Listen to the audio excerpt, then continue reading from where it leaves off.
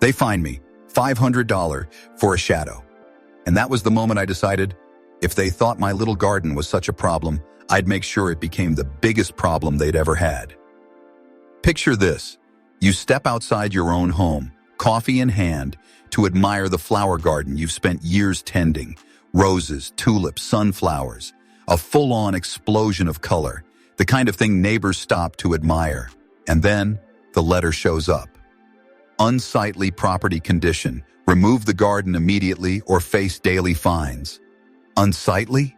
We're talking about flowers. Not an old toilet on the lawn, not a rusting pickup truck on cinder blocks. Flowers.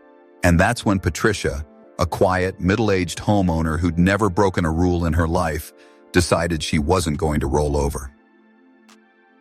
Welcome back to HOA Hustle, where we dive deep into the wild world of homeowners associations and the ordinary people who find themselves caught in their crosshairs.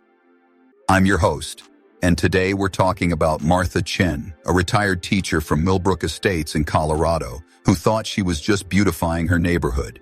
Instead, she accidentally started a war.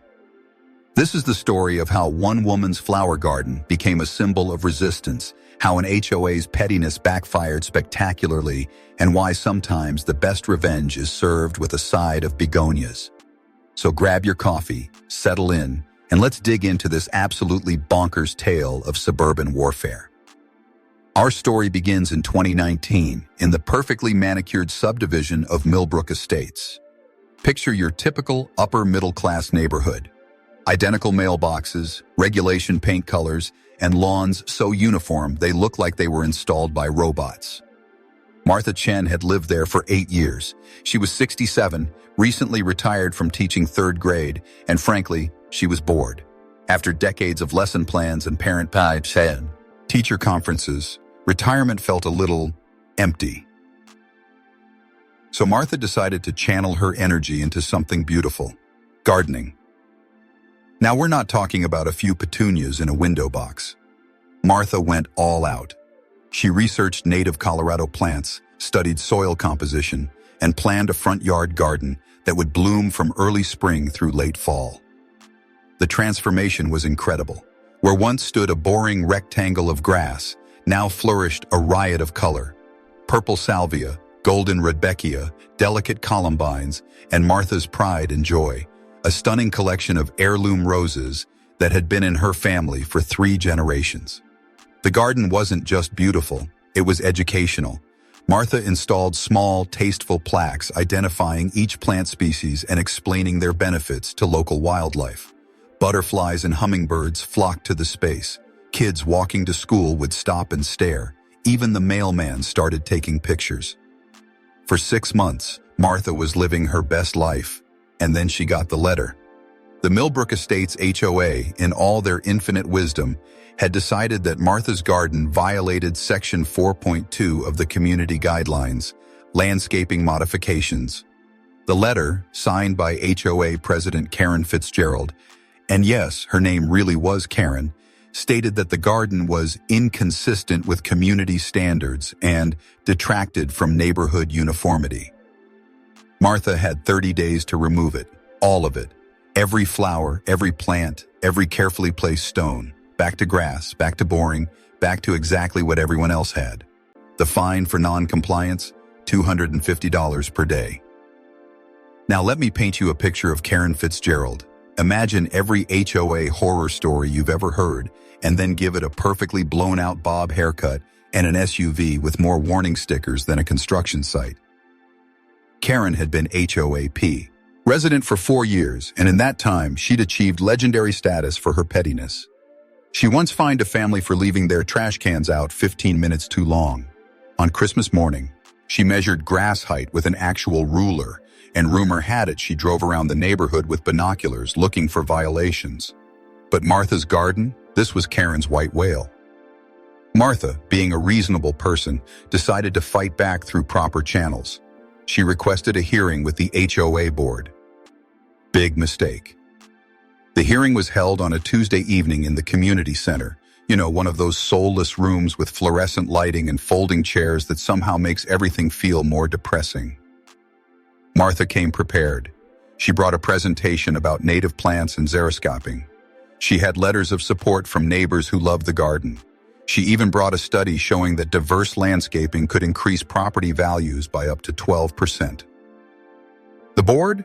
They brought their minds already made up. Karen Fitzgerald led the charge with the kind of righteous indignation usually reserved for war crimes tribunals. The garden, she declared, was an eyesore that threatened the very fabric of their community. Board member David Holbrook, a man who somehow managed to make beige seem like an offensive color choice, chimed in with concerns about precedent. If they let Martha keep her garden, what was next? Vegetable plots? Different colored front doors? Chaos. The third board member, Susan Walsh, mostly just nodded and took notes, but Martha could tell she was sympathetic. Too bad Susan was outnumbered. The vote was 2-1. The garden had to go. But here's where it gets interesting. As Martha was packing up her presentation, she overheard Karen on the phone in the hallway. "I don't care if it's beautiful," Karen was saying. "That woman thinks she's better than the rest of us with her fancy flowers. Someone needs to put her in her place." And there it was. This wasn't about community standards or property values. This was personal. Martha drove home that night feeling defeated. She'd spent thousands of dollars and months of work creating something beautiful, and now she was supposed to just destroy it? But then Martha remembered something from her teaching days. Sometimes the best way to deal with a bully is to make them face the consequences of their actions publicly. The next morning, Martha did something that would change everything. She put up a sign. Not just any sign, a beautiful, professionally made sign that read, "Millbrook Estates, HOA has ordered this native plant garden to be destroyed. Ask them why." And then she included the HOA's contact information. The phone started ringing immediately. Local gardening clubs wanted to know what was happening. Environmental groups began asking questions. The local newspaper called for a comment. Karen Fitzgerald was livid. Within 48 hours, Martha received another letter. This time, the fine for the unauthorized signage was an additional $500 per day. But Martha wasn't done. Oh no, she was just getting started. She created a Facebook page, Save Martha's Garden. She posted photos of the flowers, explained the situation, and asked people to share their own HOA horror stories. The page exploded. Local news stations picked up the story. Garden bloggers wrote passionate defenses of Martha's right to plant what she wanted on her own property. And then came the moment that would go down in HOA infamy. Karen Fitzgerald, clearly feeling the pressure, decided to escalate things herself. She hired a landscaping company to remove the garden while Martha was at a doctor's appointment. They destroyed everything. The roses that had been in Martha's family for 3 generations? Gone. The carefully planned native ecosystem? Ripped out and thrown in a dumpster. Martha came home to find her front yard scalped down to dirt, with a bill for $2,847 for the remediation services. The landscaping crew, it turned out, had been told they were removing invasive weeds.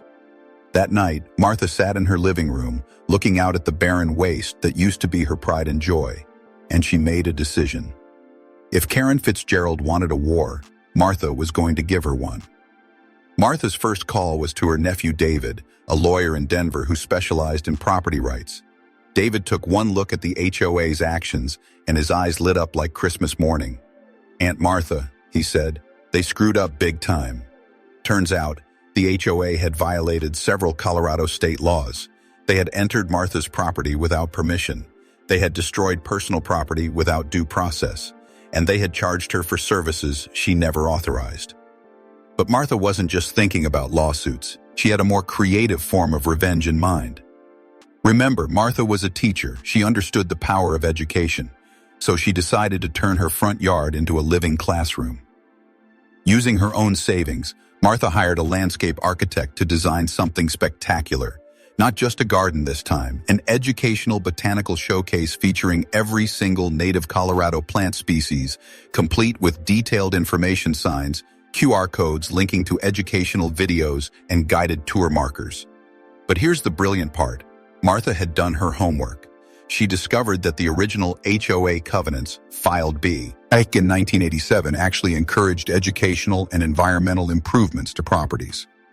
The restrictive landscaping rules. Those had been added later by Karen's board without proper community approval. Martha's lawyer filed for an injunction to stop any further interference with the garden and simultaneously challenged the validity of the landscaping restrictions altogether. The new garden was magnificent. Martha worked with the Colorado Native Plant Society, the local Audubon chapter, and even the county extension office.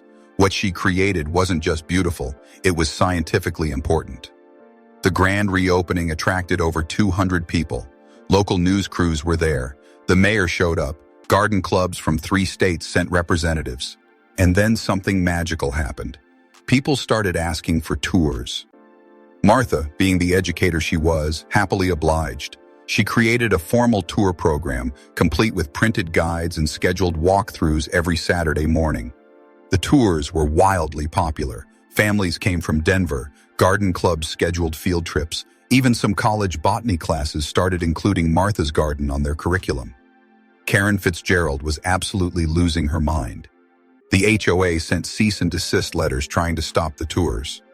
They claimed Martha was running a commercial operation without permits. But Martha had covered her bases. The tours were free. She wasn't selling anything. And she had all the proper permits from the county for educational demonstrations. The HOA tried to fine her for excessive foot traffic. Martha's response: she installed a professional pathway system with proper drainage and safety features, paid for by donations from tour participants who were outraged by the HOA's behavior. Then came the moment that would become legendary in HOA folklore. A tour bus company in Denver, specializing in quirky Colorado destinations, added Martha's Garden to their official tour route. Picture it. A full-size tour bus, complete with a loudspeaker, pulling up to this suburban street twice a week, disgorging 40 excited tourists who wanted to see the famous HOA Rebellion Garden. Karen Fitzgerald called the police, twice. The police politely explained that everything Martha was doing was completely legal. Karen tried to get the city to shut down the tours. The city responded by giving Martha a commendation for environmental education and community beautification. By this point, the story had gone national. Garden magazines were writing articles. Environmental blogs were sharing Martha's story as an example of grassroots activism. Someone even started selling t-shirts with Martha's photo and the slogan, "Plant Rebellion." And through it all, Martha just kept giving tours, sharing her knowledge, and watching her garden bloom. The fallout from the Great Garden War of Millbrook Estates was swift and spectacular. First, the legal consequences. Martha's lawsuit against the HOA was devastating. The court ruled that the HOA had violated multiple state laws, acted beyond their authority, and caused significant emotional and financial damage. The judgment? $47,000 in damages, plus legal fees, plus a court order requiring the HOA to update their bylaws to comply with state property rights laws. But the real damage was to the HOA's reputation. Remember that Facebook page Martha started? It now had over 10,000 followers sharing their own HOA horror stories and celebrating Martha as a folk hero. Local news stations were running weekly segments on HOA overreach, using Martha's story as the prime example. Property values in the neighborhood actually increased by an average of 8%, largely because Martha's Garden had become a legitimate tourist attraction that people wanted to live near. Karen Fitzgerald, meanwhile, was facing a full-scale revolt from her own community. Turns out, a lot of residents had their own grievances with Karen's authoritarian approach to HOA management. Martha's victory gave them courage to speak up. A group of homeowners started a petition to recall the entire HOA board. Within 2 weeks, they had signatures from over 70% of the community. Karen tried to fight back by scheduling an emergency board meeting to address the Martha Chen situation once and for all. Big mistake. Over 150 residents showed up to that meeting. The community center hadn't seen crowds like that since the grand opening. One by one, residents stood up to share their own stories of Karen's petty tyranny. The woman who was fined for having the wrong color welcome mat, the family who was cited for children's toys being visible from the street, the couple who received violation notices for parking their own car in their own driveway because it was commercial looking. It was a Honda Civic. The meeting lasted 4 hours. By the end, Karen Fitzgerald was sitting alone at the board table, with even David Holbrook having walked out in embarrassment. The recall election was scheduled for the following month, but Karen didn't wait. She resigned the next day, along with David Holbrook. Susan Walsh, the one board member who had voted in Martha's favor, was elected as interim president and immediately moved to reverse all of Karen's most controversial policies. But the story doesn't end there. The Colorado legislature, inspired by Martha's case and dozens of others like it, passed new laws limiting HOA authority over native plant gardens and educational landscaping projects. Martha was invited to testify at the state capitol. The bill was nicknamed Martha's Law. Garden clubs across the country began inviting Marthas to speak at their conferences. She became something of a celebrity in the gardening world, known for her expertise in native plants and her battle against bureaucratic overreach. The tour bus company that had added her garden to their route? They now run Martha's Garden Tours 3 days a week during growing season. And yes, Martha gets a small percentage of the proceeds, which she donates to environmental education programs. And Karen Fitzgerald? Well, she moved away about 6 months later. Rumor has it she bought a condo in a community with no HOA at all. 3 years later, Martha's Garden is still thriving. It's been featured in Better Homes Gardens, Sunset Magazine, and was named Colorado's best educational garden by the State Botanical Society. The Millbrook Estates HOA, under Susan Walsh's leadership, completely transformed their approach to community management. Instead of punishment and uniformity, they now focus on education and community building. They even established an annual garden tour weekend where residents can showcase their landscaping creativity. Martha, of course, is always the highlight of the tour. Property values in the neighborhood are now 15% higher than similar communities in the area. Real estate agents specifically mention the award-winning community gardens and educational amenities when marketing homes in Millbrook Estates. Martha has trained over a dozen neighbors in native plant gardening. The whole neighborhood now has a completely different character, less sterile suburb, more thriving ecosystem. But perhaps the most satisfying outcome is what happened to the original board members. David Holbrook, the beige-obsessed board member who backed Karen's crusade, tried to run for city council a year later. During a public forum, a voter asked him about his role in the Martha Chen situation. David's fumbling response, caught on video, went viral locally. He lost the election by 20 points. Karen Fitzgerald's new condo community? They made her HOA president within 6 months of her moving in. Old habits die hard, apparently. And Martha? Well, she's busier than ever. She teaches master gardening classes at the local community college. She consults with other homeowners facing HOA battles. And every Saturday morning, she still leads tours of her famous garden. I never set out to become an activist, Martha told me when I spoke with her for this story. I just wanted to grow some flowers. But sometimes standing up for something small teaches you that you can stand up for bigger things too. The garden itself has become a symbol of something larger. The right to make your own property reflect your own values, the power of knowledge over ignorance, and the importance of standing up to bullies, even when they come armed with clipboards and community covenants. Martha's roses, the heirloom varieties that Karen's crew destroyed, have been replanted and are blooming again. She propagated them from cuttings that she'd given to friends years earlier, never imagining she'd need that backup plan. Gardens are resilient, Martha says. They come back stronger when you give them what they need to grow. The same, apparently, is true for communities. So there you have it. The absolutely wild story of how Martha Chen turned her HOA's pettiness into a victory for property rights, environmental education, and common sense. This case is now studied in law schools as an example of HOA overreach and cited in legislative hearings about community association reform. Martha didn't just save her garden, she changed the law for everyone. But here's what I want to know. What would you have done in Martha's situation? Would you have fought back like she did? Or would you have just given up and planted grass like the HOA wanted? Have you ever dealt with an HOA that seemed more interested in power trips than actually improving the community?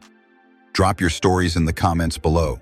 I read every single one, and some of your tales might just end up in future episodes. If you enjoyed this deep dive into suburban warfare, make sure to hit that subscribe button and ring the notification bell. We post new HOA horror stories every week, and trust me, they just keep getting wilder. And hey, if you know someone who's dealing with their own HOA nightmare, share this video with them. Sometimes it helps to know you're not alone in the fight against bureaucratic bullies. Thanks for watching HOA Hustle, and remember, sometimes the best way to deal with people who abuse their power is to plant some flowers and watch them lose their minds. I'll see you in the next one.